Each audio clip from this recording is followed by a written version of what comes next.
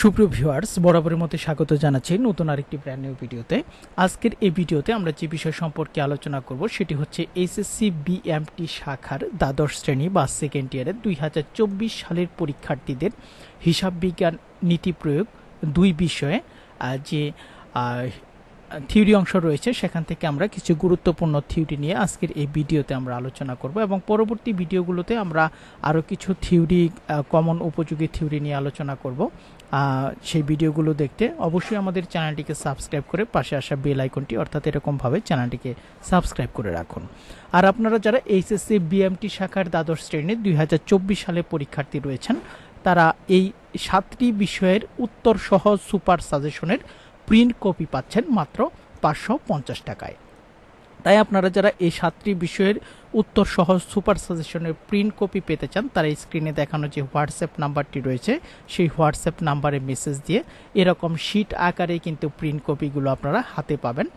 তো এই print copy পেতে, এই 7টি বিষয়ের প্রিন্ট কপি পেতে অবশ্যই স্ক্রিনে দেখানো যে হোয়াটসঅ্যাপ নাম্বারটি রয়েছে সেই নাম্বারে মেসেজ দিয়ে কিন্তু আপনারা এই 7টি বিষয়ের সুপার সাজেশনের প্রিন্ট কপি কিন্তু আপনারা সংগ্রহ করতে পারেন।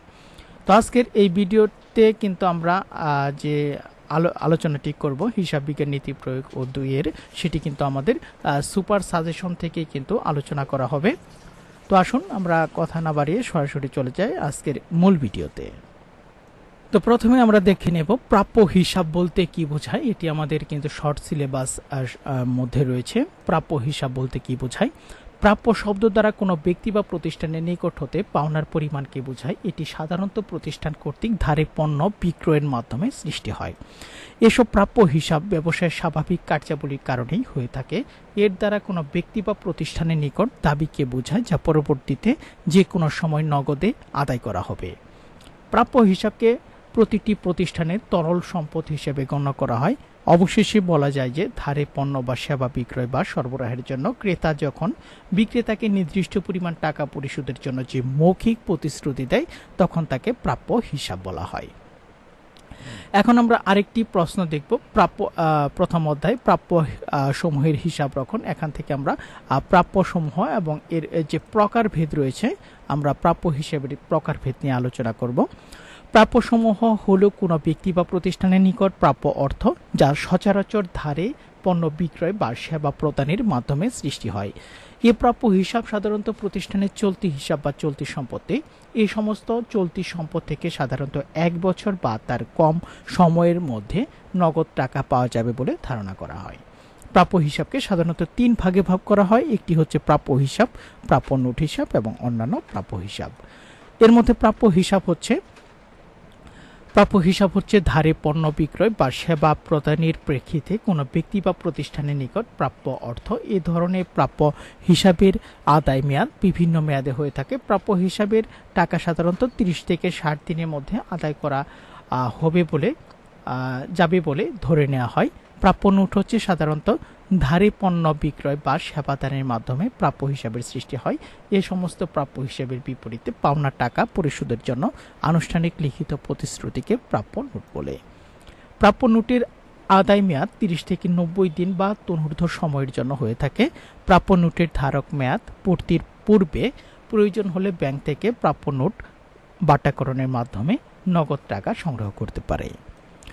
অন্যান্য প্রাপ্য হিসাবের মধ্যে রয়েছে অন্যান্য প্রাপ্য সমূহের মধ্যে সকল প্রকার অকারবারি প্রাপ্য অন্তর্ভুক্ত থাকে, যেমন প্রাপ্য সুদ, প্রাপ্য কমিশন, ব্যবসায় প্রতিষ্ঠানের কর্মকর্তাদের প্রদত্ত ঋণ, কর্মচারী গণকে প্রদত্ত অগ্রিম ইত্যাদির অন্যান্য প্রাপ্য হিসাবের উদাহরণ। এগুলো স্বাভাবিক প্রাথমিক কার্যক্রম দ্বারা সৃষ্টি হয় না বলে এদেরকে আলাদা দফা হিসেবে আর্থিক অবস্থার বিবরণীতে দেখানো হয়। তো সুপ্রিয় ভিউয়ার্স, আপনারা হিসাব বিজ্ঞান সহ যারা এই 7টি বিষয়ের সুপার সাজেশনের উত্তর সহ প্রিন্ট কপি পেতে চান তারা স্ক্রিনে দেখানো হোয়াটসঅ্যাপ নাম্বার মেসেজ দিয়ে মাত্র 550 টাকার বিনিময়ে এই 7টি বিষয়ের উত্তর সহ সুপার সাজেশনের প্রিন্ট কপি কিন্তু আপনারা প্রিন্ট কপিগুলো এরকম হবে, প্রতিটি শিট আকারে কিন্তু প্রিন্ট কপিগুলো আপনারা সংগ্রহ করতে পারবেন।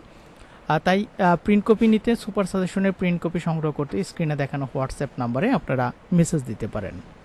তো এখন আমরা দেখব আরেকটি প্রশ্ন, সেটি হচ্ছে প্রাপ্য নোট ও প্রাপ্য নোটের মধ্যে পার্থক্য লেখা। অত্যন্ত গুরুত্বপূর্ণ একটি প্রশ্ন।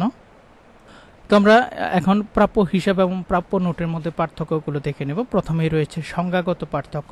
ধারে বা বাকিতে পণ্য বা সেবা প্রদান করার ফলে কোনো ব্যক্তি বা প্রতিষ্ঠানের নিকট হতে যে পরিমাণ নগদ প্রাপ্য হয় তাকে প্রাপ্য হিসাব বলা হয়। আর প্রাপ্য নোট হচ্ছে অপরদিকে কোনো ব্যক্তি বা প্রতিষ্ঠানের নিকট প্রাপ্য অর্থ বা লিখিত অঙ্গীকারপত্রের মাধ্যমে নির্দিষ্ট অর্থ ভাষ্য মতে কোনো নির্দিষ্ট তারিখে পরিশোধ করা হবে বলে এ মর্মে প্রতিশ্রুতি থাকলে তাকে প্রাপ্য নোট বলা হয়। এখন রয়েছে মেয়াদগত পার্থক্য। প্রাপ্য হিসাব সাধারণত স্বল্প মেয়াদী, এর সময়কাল বা মেয়াদকাল 1 মাস থেকে 1 বছরের মধ্যে।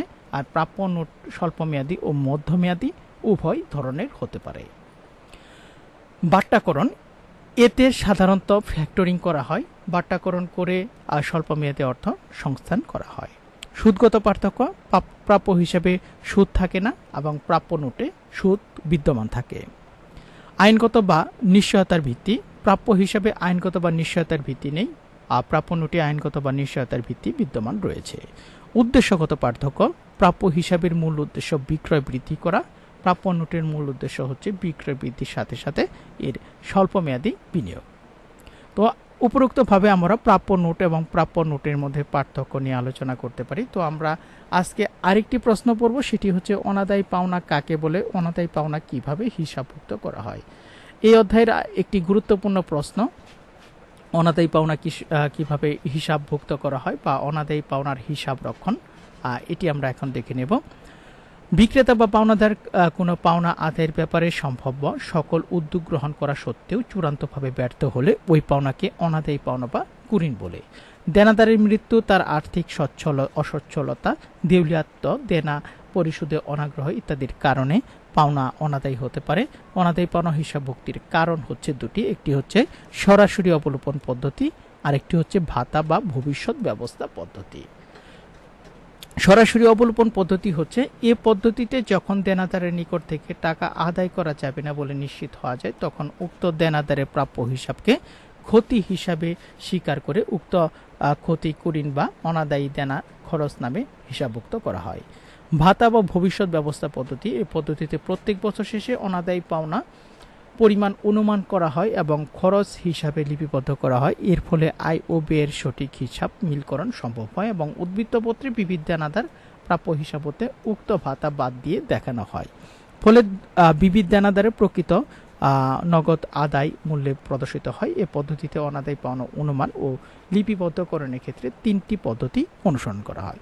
তো এটি হচ্ছে অনাদায়ী পাওনা হিসাব ভুক্তির পদ্ধতি। তো সুপ্রিয় ভিউয়ার্স, আজকের এই ভিডিওটি এ পর্যন্ত। ভিডিওটি যারা দেখলেন তাদেরকে অসংখ্য ধন্যবাদ। এবং হিসাব বিজ্ঞানের উপর কিন্তু আমরা বেশ কিছু ক্লাস আমাদের ইউটিউব চ্যানেলটিতে আলোচনা করব। তাই পরবর্তী ভিডিওগুলো পেতে অবশ্যই আমাদের চ্যানেলটিকে সাবস্ক্রাইব করে পাশে আসা বেল আইকনটি বাজিয়ে রাখুন। আর আপনারা যারা 550 টাকার বিনিময়ে এই 7টি বিষয়ের উত্তর সহ সুপার সাজেশনের যে শীট রয়েছে, এই শীটগুলো যারা পেতে চান সুপার সাজেশনের উত্তর সহ, তারা স্ক্রিনে দেখানো হোয়াটসঅ্যাপ নাম্বারে মেসেজ দিয়ে মাত্র 550 টাকার বিনিময়ে কিন্তু এই 7টি বিষয়ের উত্তর সহ সুপার সাজেশনের শীটগুলো প্রিন্ট আকারে কিন্তু সংগ্রহ করতে পারবেন। তো ভিডিওটি যারা দেখলেন তাদেরকে অসংখ্য ধন্যবাদ।